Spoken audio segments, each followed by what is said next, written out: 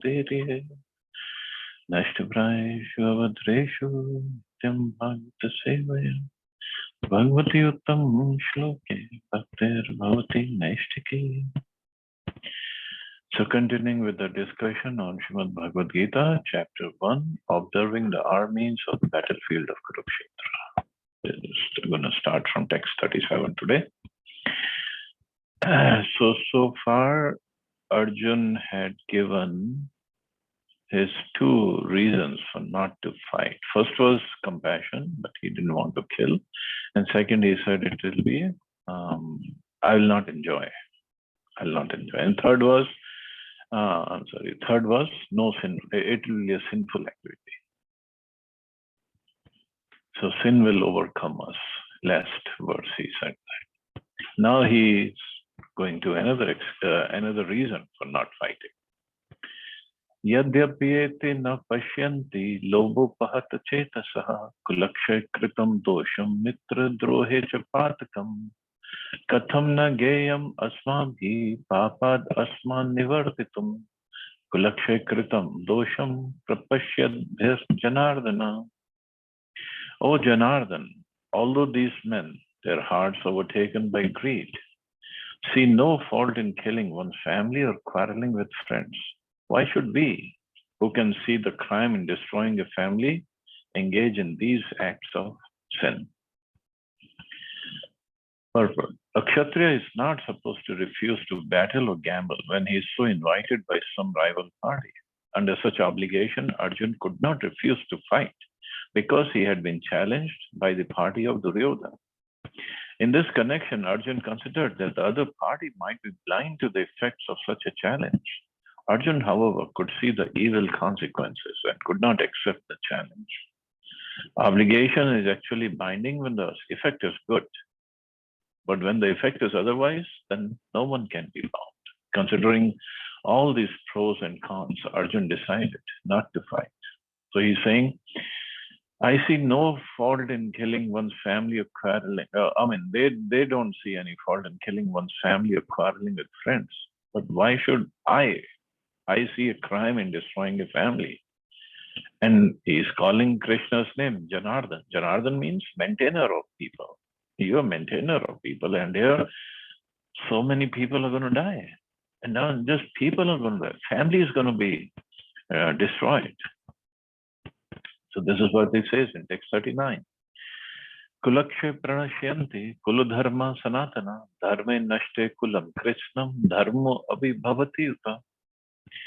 With the destruction of the dynasty, the eternal family tradition is vanquished, and thus the rest of the family becomes involved in irreligion. So this is also a big point. He's saying, see, all the male members of the family are here, older, young, and children. They all are here, and they all are going to die. And if they die, the family tradition, destruction of the dynasty will happen, family tradition will vanquish. And rest of the family, because nobody is there to teach them the right thing, they'll be involved in irreligion. Purport. In the system of the Varnashram institution, there are many principles of religious traditions to help members of the family grow properly and attain spiritual values. The elder members are responsible for such purifying processes in the family, beginning from birth to death. But on the death of the elder members, such family traditions of purification may stop. And the remaining younger family members may develop irreligious habits and thereby lose the chance for spiritual salvation. Therefore, for no purpose should the elder members of the family be slain. So this was his fear, that if he kills the elder members, then what will happen to the younger members and the ladies of the family? Who will take care of them and who will teach them the right thing? Who will teach the kids the right thing? But here, Kulakshe pranashyanti kula dharma. So this kul dharma, family tradition. So actually, it doesn't mean irreligious family traditions. Because so many times, especially in India, there's so many family traditions going on in our families, which has no scriptural basis. And we say, oh, we just do it because our grandfather did and our great grandfather did, and this is how we do it. Just like sometimes in the families, there is a day when everybody has to cut up animals and eat them up. This is like our family tradition. But how this family tradition started, why was it started, nobody knows. But it has become, just like here in America, Thanksgiving Day, millions and millions of turkeys get killed. Why? Is it the way to pay thanks? But it has become such a big tradition here. Now Americans are becoming vegan. But still, there's so many, millions and millions of families. They kill so many turkeys, get killed that day. Just to keep up with what? A tradition. What tradition? That tradition started when Europeans came to America and the Native Americans saved them because it was too cold in November. It was very cold. They had nothing to eat. Okay, so they were given some turkeys to eat. But this should not become a tradition. That it has become now kul dharma in a way. And similarly in India, there's so many traditions. They just go on in the name of tradition, generation after generation, with no basis, scriptural basis. So what Arjun actually means, Arjun is a devotee of the Lord. When he says kul dharma, it means based on the scriptures. Some traditions are there, which is fine. And if there is no elder person there to teach the younger ones, how will they learn? And what they will learn is from of course, when Arjun was speaking this, there was no Google, but now kids just learn it from Google. Everything is on Google. And we'll just follow Google Maharaj. That's all. And even if the elders are there nowadays, the teenagers or the young ones, they just have their own way of thinking. They just don't want to follow their parents. Even if the parents say, okay, at least sit down, read Bhagavad Gita, attend the morning class, they'll not attend. No way. And even if they come to the temple, they come grudgingly, okay, I'll go just because you're asking me to go, but I don't want to be there, and this and that. Because we don't have that atmosphere in our homes to teach them properly so that they can follow from the very beginning. That atmosphere has to be at home, set up at home. And when they're little, if they're taught, then the chances are they'll follow it later on also. And if they don't follow the scriptural traditions, then it is whatever I like. I do whatever I like. And this is what Arjun was afraid of. And then what he says, what happens when the family tradition is lost?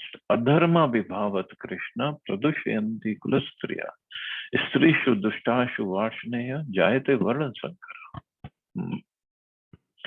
When irreligion is prominent in the family, O Krishna, the women of the family become polluted. And from the degradation of womanhood or descendant of Vrishni comes unwanted progeny. Big time problem. Let's see what Prabhupada says. Good population in human society is a basic principle for peace, prosperity, and spiritual progress in life. The Varnashram religion's principles were so designed that the good population would prevail in society for the general spiritual progress of state and community. Such population depends on the chastity and faithfulness of its womanhood. As children are very prone to be misled, women are similarly very prone to degradation.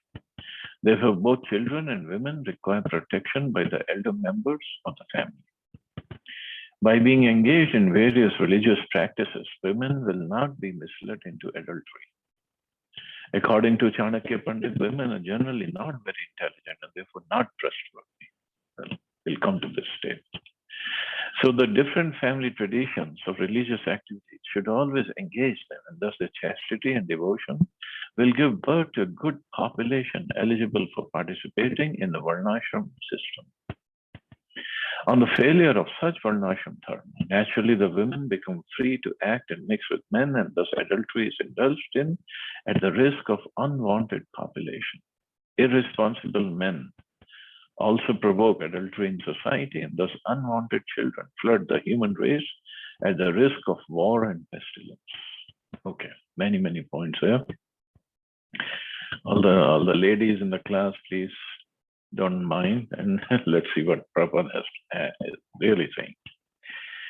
First, Arjun says, when irreligion is prominent in the family, O Krishna, the women of the family become polluted. Here he used his name Krishna, because Krishna is not just first time he is coming, he always comes, and his main purpose of coming is establishing the dharma.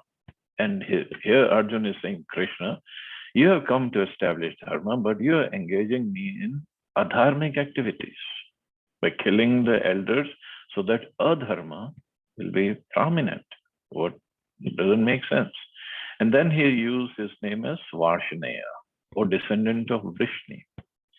That you are Varshaneya. Your dynasty is okay. The Vrishni dynasty is going on okay. Why you want other dynasties to be broken or to be destroyed? You're Varshaneya. See, Arjun also using different names of Krishna to make sure Krishna understands his doubts. And why women? Why is it so much of stress on the women? Women of the family become polluted. Because the core of a family is the ladies of that house, not men. The men are there to give protection, but to nurture, to care, to bring up the family, to keep the family together. Those qualities are only in women. Men cannot do that. It's just not in their genes. They're not designed that way. Women only can keep the families together. And we can see it from our lives. I know when my mother passed away, and father was there, brothers were there, but it just wasn't the same. Mother used to keep the family together.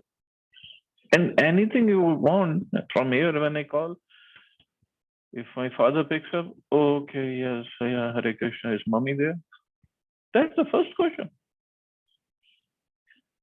It's very important to keep and the women are not slaves. It does not mention anywhere that they're slaves, that they should be treated as slaves.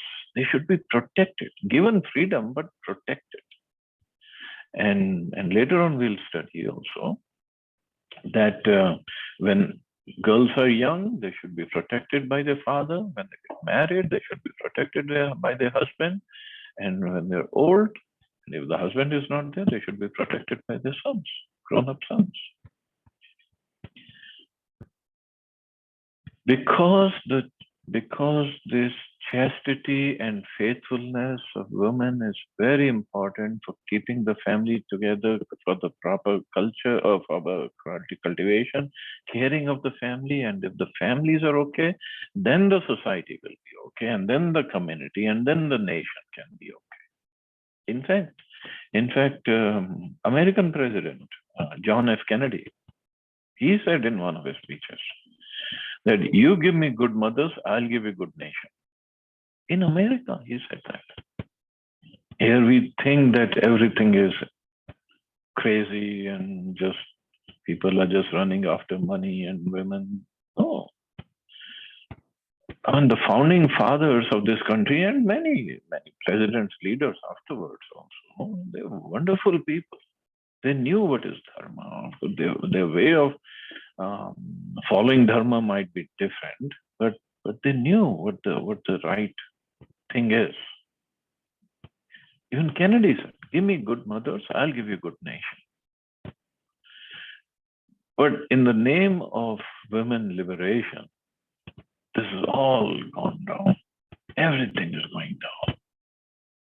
And if we research back, Google comes in very handy at this time. If we research who started this women liberation, it's only men. And that too happened during the Second World War time. When men were out in the battlefield, okay, women liberation and women should come out, because this is what Prabhupada also says, irresponsible men. And later on we'll see unscrupulous men. They are the ones who want to take advantage of these women. And if the women don't come out of the house, how will they take advantage?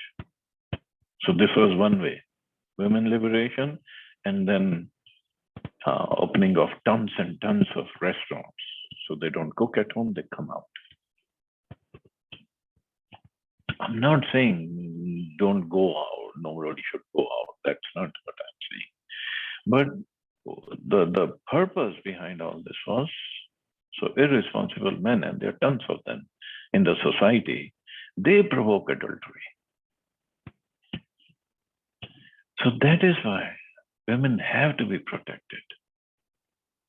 And in general, when Chanakya Pandit says women are not very intelligent, it doesn't mean they don't have intelligence, but their emotional quotient or emotional factor of taking decisions is much higher. In general, exceptions are always there. We're not talking exceptions. So this is how they're designed. But there's nothing wrong, there's nothing lacking. It's just they're very emotional. Men try to use their brains, women try to use their hearts in taking decisions. Who's better? How can we say? It's all Krishna's creation. They both are good. They both are different. And also the differences in the physiological characteristics. They are designed as weaker sex to be protected, to be taken care of by men. So this design is there in the creation. We cannot change the design. We have to go and follow the laws of nature, laws created by Krishna.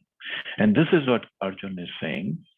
If men are killed here, then who's going to protect the women of the family who are left behind? And then women are not protected. Then there will be degradation, and then comes unwanted progeny. Unwanted progeny. Unwanted means out of wedlock, before marriage. Do we know how many abortions take place all over the world? Every day? And what is that abortion? Abortion means we don't want. It just happened. Happened why? Only one reason. I'm not ready. We were not ready. It just happened. In India, many years ago, this is statistics of many years ago, there was like 1 crore abortions in a month. Now the statistics must be really high. And what is abortion? They just call it abortion because they don't want to feel bad if they call it murder. Actually, it is murder. Abortion is like if you're taking a mission and mission is aborted. The rocket was supposed to go and it was aborted because of bad weather. So mission is about it. But when we kill a living being in the womb of the mother, that's not abortion, that is murder, complete, clear murder. And that's how Krishna looks at it, or Krishna's laws looks at it. But we call it abortion just to feel good. Oh no, it's not murder, it's just aborted. It was just a lump of matter inside the womb. It's not lump of matter. The soul is there from the very beginning. Without that, the matter cannot grow. And murder, it's not even, I won't even call it murder, it is slaughter. Slaughter, why? Because the kid, the baby in the womb of the mother cannot even protect himself, cannot even resist. At least when you kill somebody outside, he has a chance to resist, he has a chance to defend himself, to run away, to protect himself. But the baby in the womb, he cannot go anywhere, cannot do anything. And this is what we do to that baby in the womb. Kill him and call it abortion, and then just flush it in the toilet and, oh, it's all clean now.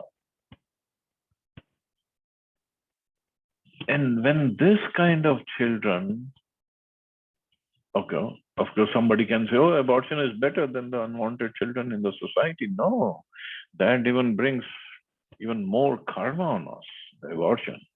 And when the children are born out of wedlock or not after proper sanskaras, so these unwanted, Varna Sankar, it's called Varna Sankar,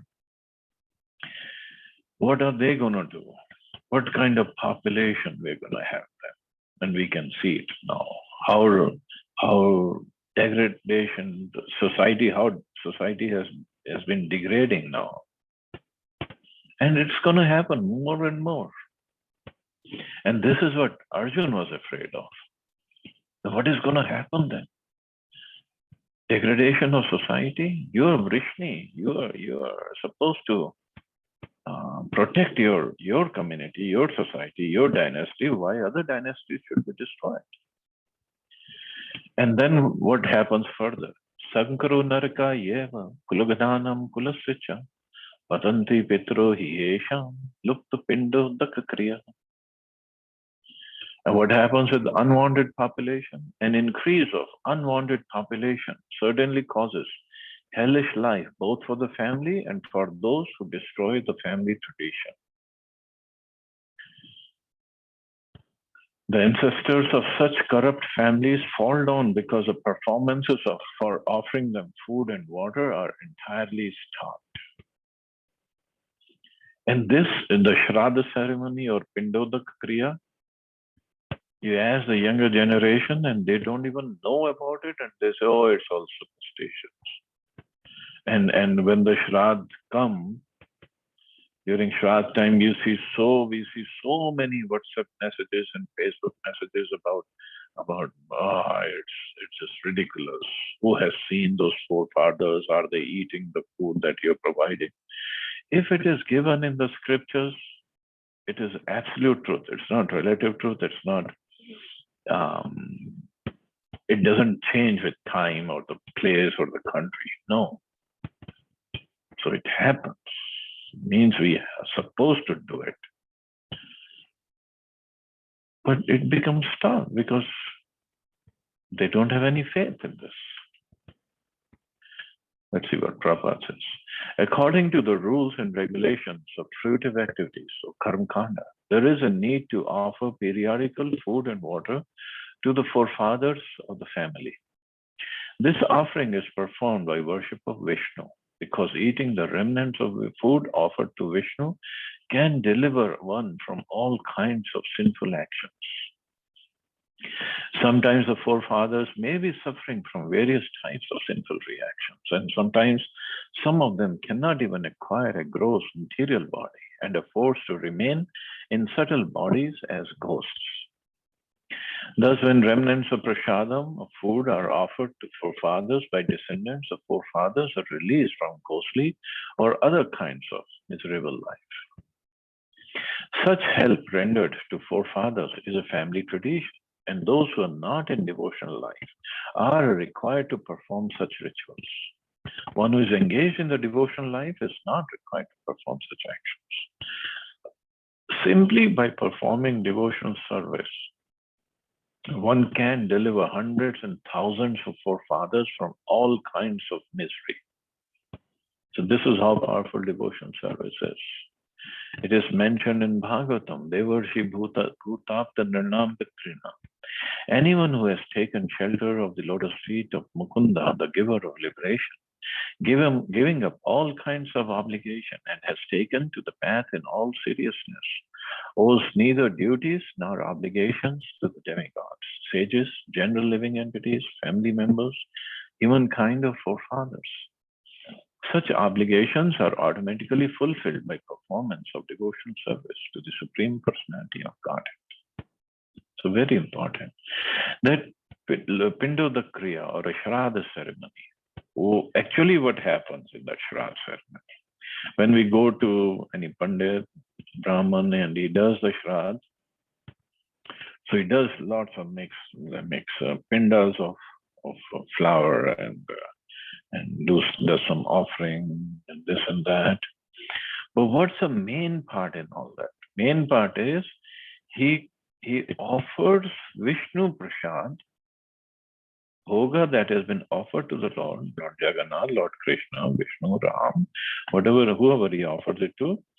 And then through those pindas, he invokes the Pitris or forefathers who might be stuck.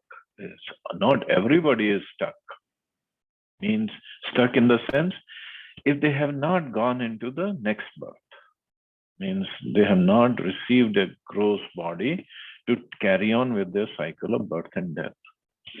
So if they're stuck somewhere, in some loka, in some ghostly body, then they can come through those pindas, accept Vishnu Prasad, and go back to their onward journey because the potency of Prasad of Vishnu, potency of Vishnu Prasad is so high. So they can come even in the subtle body, but through the pinda, which gives a little gross body, so they can come and accept Vishnu Prasad. So this is all very, very scientific. So sometimes people say, oh, I didn't see them coming and eating. Well, we just follow the scriptures.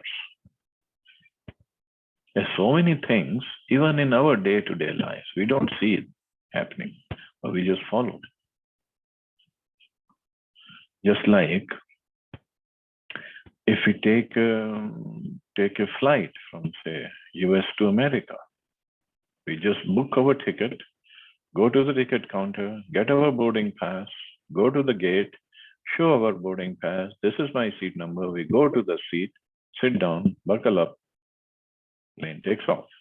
We have full faith in the airlines, full faith in the pilots, full faith in the airline crew.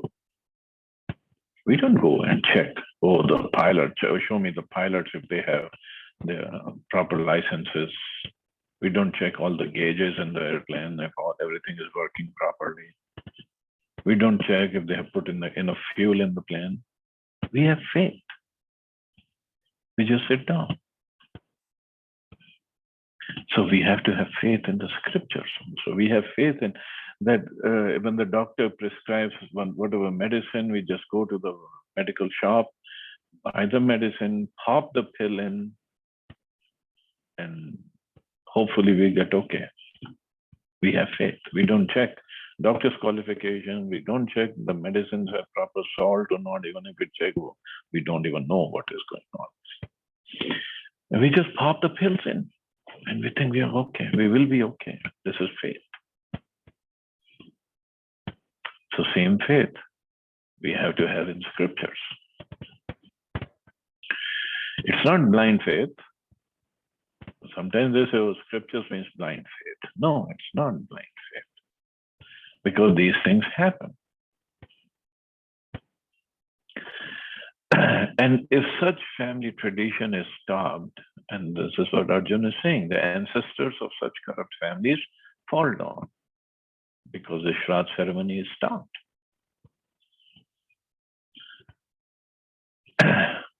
And then what happens? Further, what happens? Dosha reta kulagnanam varna sankarkarake utsadyante jati dharma kula dharmascha shashvatam. By the evil deeds of those who destroy the family tradition and thus give rise to unwanted children, all kinds of community projects and family welfare activities are devastated. So by the evil deeds of not just those who destroy the family traditions, but whose family traditions also destroyed. Everywhere. All kinds of community projects for the four orders of human society, combined with family welfare activities as they are set forth by the institution of Sanatana Dharma or Varnashram Dharma, are designed to enable the human being to attain his ultimate salvation. Therefore, the breaking of the Sanatana Dharma tradition by irresponsible leaders of society brings about chaos in that society. And consequently, people forget the aim of life, which is Vishnu. Such leaders are called blind, and persons who follow such leaders are sure to be led into chaos. So all sorts of problems happen if the family traditions are destroyed. And Varnashram Dharma, Krishna will talk about Varnashram Dharma in 4th chapter, that he created based on Guna and karma, not based on birth. Based on birth is jati pratha. That is not what Krishna created. So based on guna and karma. So who's going to decide what kind of guna and karma a baby has if all the elders are gone? And how will we bring about the proper projects and family welfare activities in the society?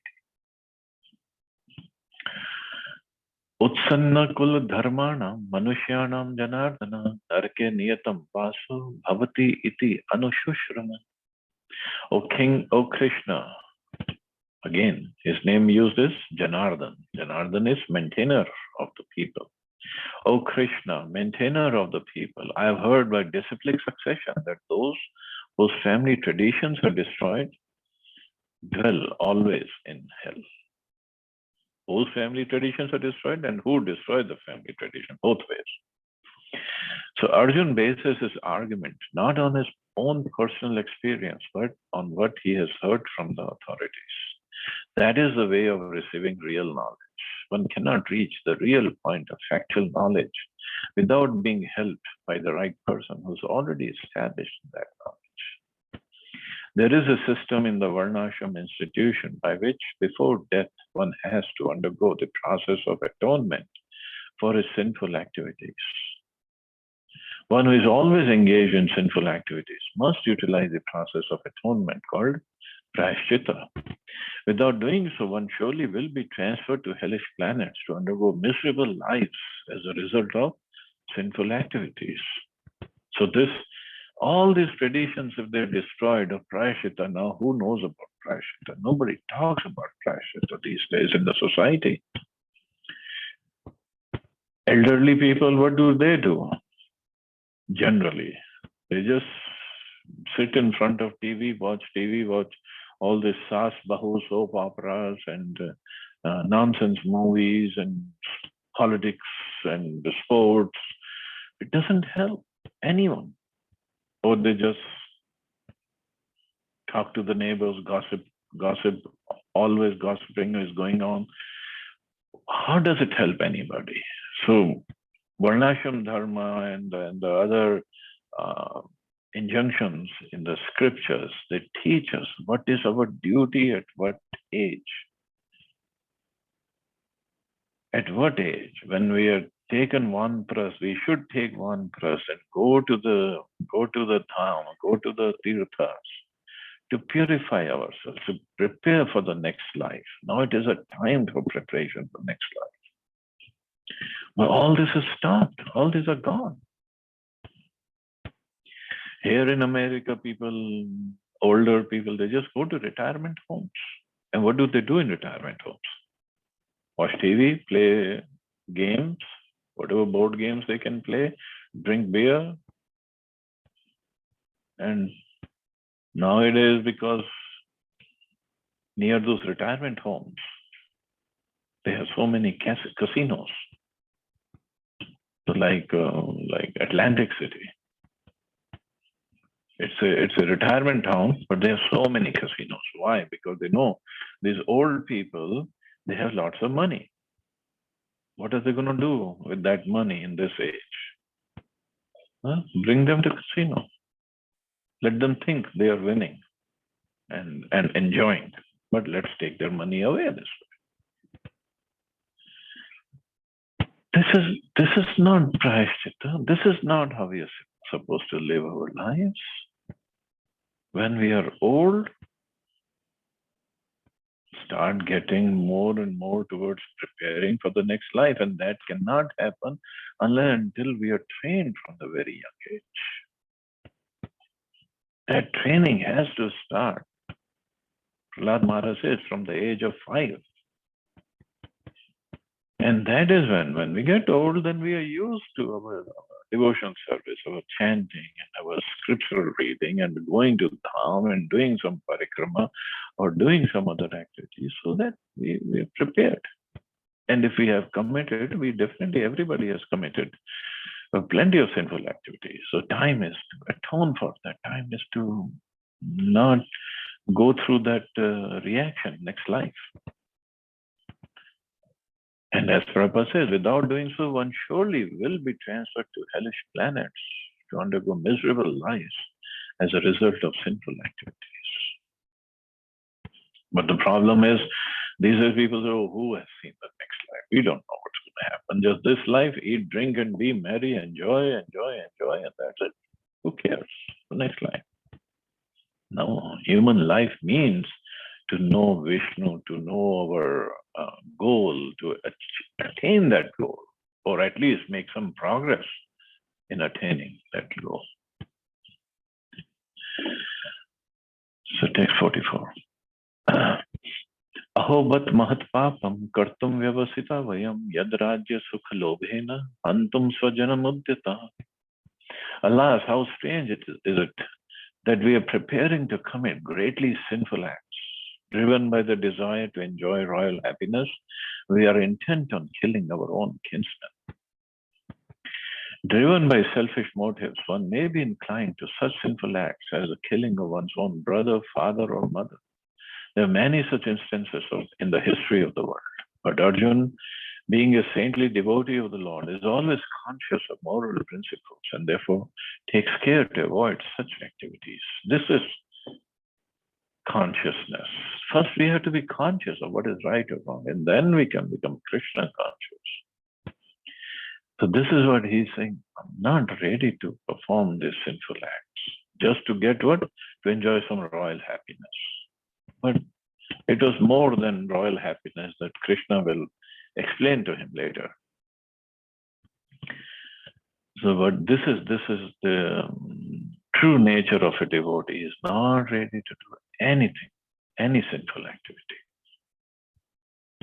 And further he says, which is very unusual for a Kshatriya. Yadi mama pratikara shastram shastra panaya dharta rasha rane dhanyus tanne kshemataram bhavet. Better for me if the sons of Dhritarashtra, weapons in hand, were to kill me unarmed and unresisting on the battlefield.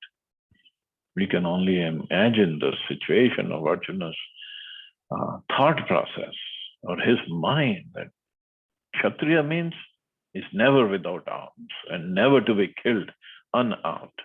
But he says, it will be even better that let me be killed unarmed. I'm not ready to kill others. And see, so many logics he is given. It's a custom according to Kshatriya fighting principles that an unarmed and unwilling foe should not be attacked. Not like these days, they just drop bombs like in Ukraine we are seeing. They're just dropping bombs everywhere and anywhere. Unarmed, unwilling, civilian, military, who cares? Let's just kill them all. That's all. Arjun, however, decided that even if attacked by the enemy in such an awkward position, he would not fight. He did not consider how much the other party was bent upon fighting. All these symptoms are due to soft-heartedness, resulting from his being a great devotee of the Lord. See, he has come to such a point that I'm not going to fight. I'm not going to pick up my weapon. And if you think I cannot run away from the battlefield, let them kill me unarmed. But this is how he was thinking. And this is all Krishna's Yoga Maya working on him. Because we also become soft-hearted in performing our duty properly. Sanjay Uvacha, Evam Upva Arjuna Sankhe, Rathopastopa Vishat, Visrajya Sasharam Chapam, Shoka Sambigna Manasaham. Sanjay said, Arjun, having thus spoken on the battlefield, cast aside his bow and arrows and sat down on the chariot, his mind overwhelmed with grief. While observing the situation of his enemy, Arjun stood up on the chariot, but he was so afflicted with lamentation that he sat down again, setting aside his bow and arrows.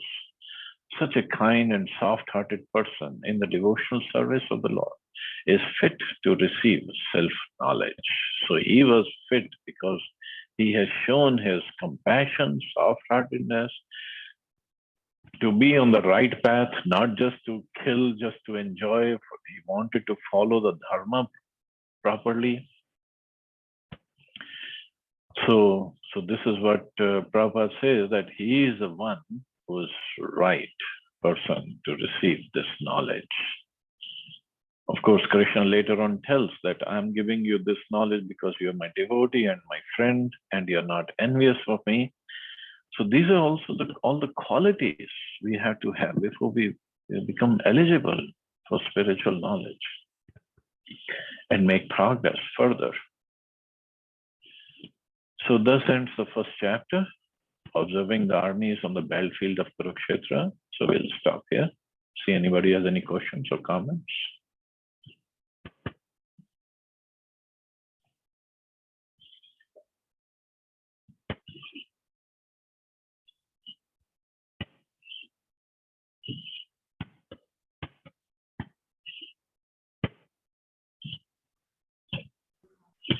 Hare Krishna Prabhuji.